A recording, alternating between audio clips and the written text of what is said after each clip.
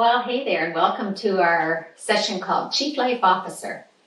You know, you can go home and say to your spouse tonight, honey, you probably didn't know that I'm in the C-suite. And you may never be a CEO, or maybe you will be, but here's the deal. You are in the C-suite and you're a CLO, Chief Life Officer. And so am I. We have this one and only life that God has given us. And with that one and only life, who are we meant to be? And what are we supposed to be about? So we'll be talking about that today. I wanted to start with a verse from Proverbs 3, 5, and 6. In the Message, it says, trust God from the bottom of your heart. Don't try to figure out everything on your own. Listen for God's voice. In everything you do, everywhere you go, He's the one who will keep you on track.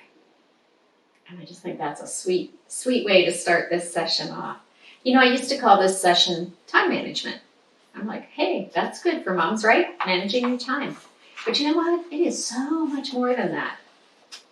So now I think of time management as Chief Life Officer. And really, I read an article that said time management is not really time management, it's energy management, because your energy flows in the direction of what you value. And I thought, well, that's cool, except does my energy flow in the direction of what I value?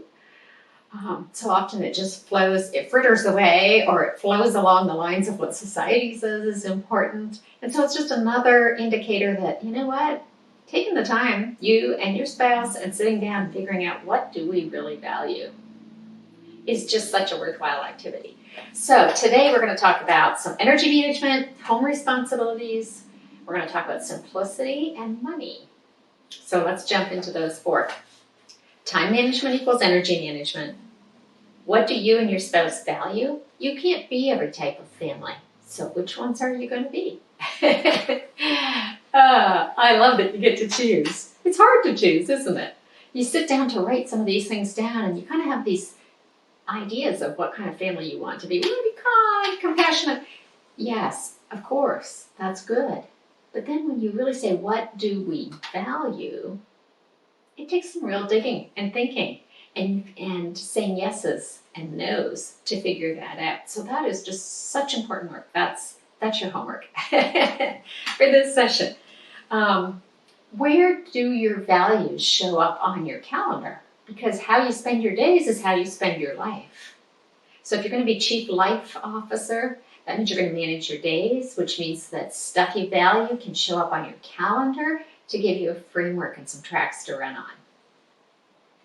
My daughter-in-law, Shanna, she values having a very small yard because she wants Saturdays to be spent on her and her family having fun times together. She wants to be at the pumpkin patch. She wants to be at the farmer's market on Saturdays. She wants to thankfully come over and play with us at our house and go out on the boat on the lake periodically. And so she says yes to that, and she says no to having a big yard that's going to mean a lot of hedge trimming and grass cutting and Saturdays spent doing all those sorts of things. So she is heading in the direction of figuring out some CLO, Chief Life Officer questions, which is fun to see. In the second area of home responsibilities, homemaking, I had a friend and she said, you know what, you really don't want someone showing up on your doorstep because you don't feed your little people and you don't clothe your little people and they're going to take those people away. I'm like, yeah, really? Holly, really? And she said, but you know what, after you have fed and clothed your little people, you get to choose. And she said, think about what you want your tombstone to say. And I decided right then and there, I don't want mine to say she kept a clean house. She was a good homemaker. I want a clean enough house. You know what they say? Clean enough to be healthy, dirty enough to be happy. That's my mantra. But the bottom line is we all get to choose. So if you pick 1 to 10, you might be a person that God is hardwired to say, I love all things domestic. I love being a domestic diva. I love keeping house. I love when everything's spit and polished. That's awesome. You love home-cooked meals, on and on and on. And that's cool. That's who God's made you to be. And for someone else, after you've done the basics of life, you may say, I want to be a photographer and I want to be all out and about with people in my neighborhood, interacting with folks, inviting people to church, engaged in all kinds of people stuff. Someone else is like, ooh, I want a lot of solitude time, up in the woods, bird watching, taking my children to the aquarium and learning about animals in the ocean, all kinds of fun things like that. And so I just think it's so neat because you do get to choose.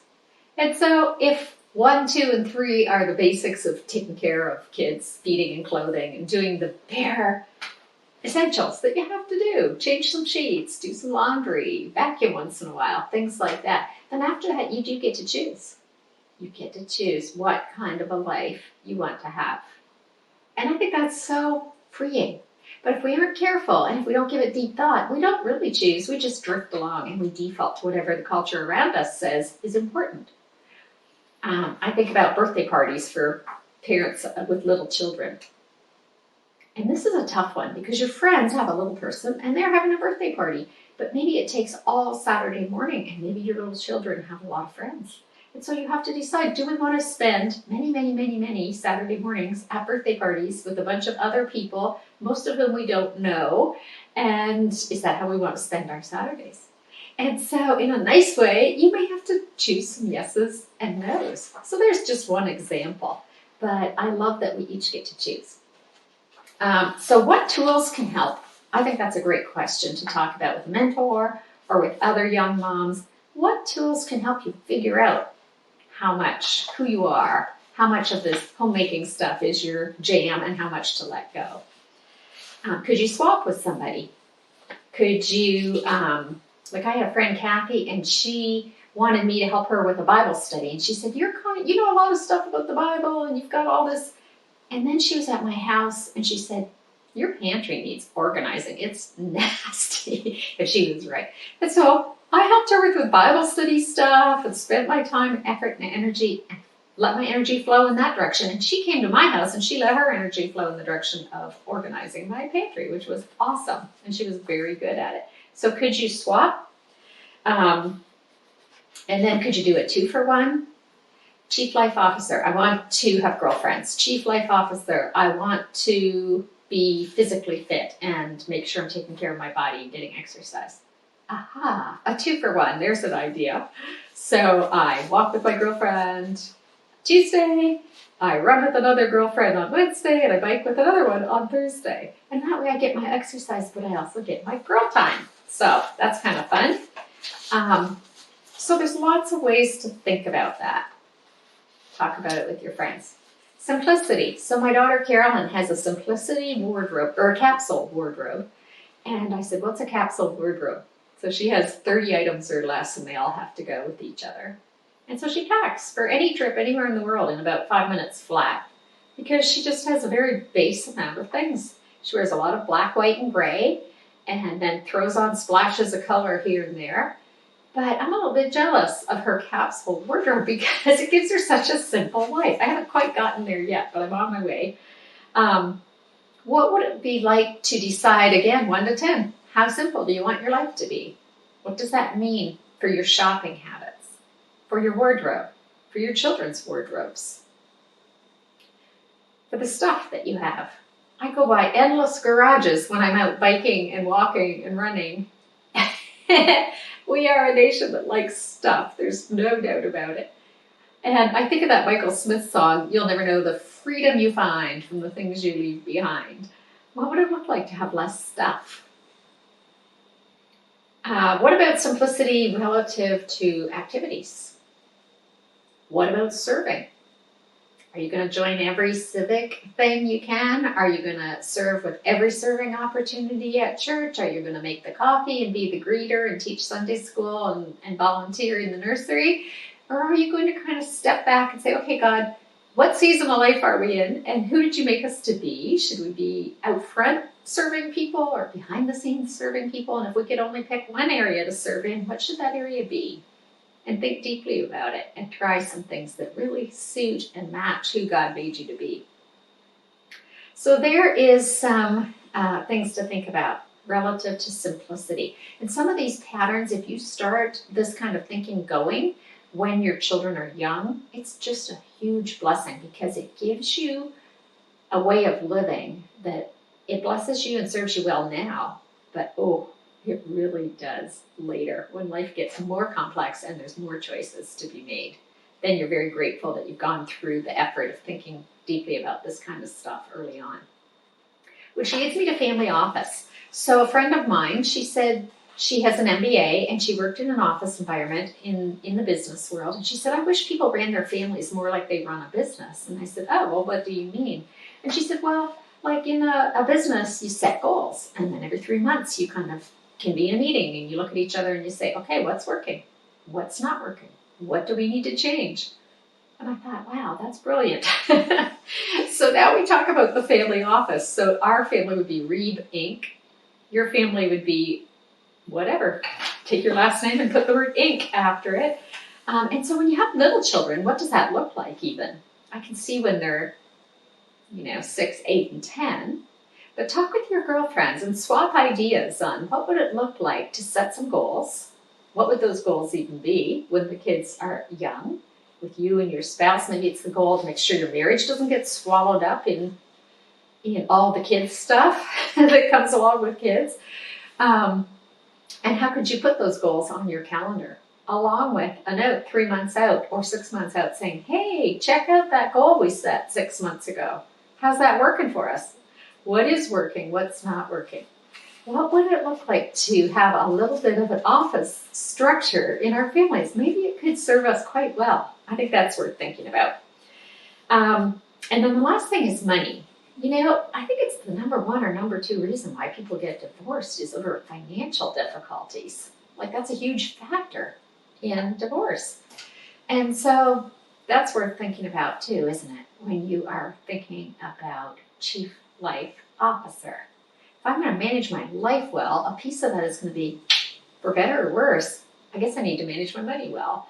And I think this is something that's so key because if you get some of these things mastered and under your belt, so to speak, when you are in the early years of building a marriage and a family, again, it serves you well later.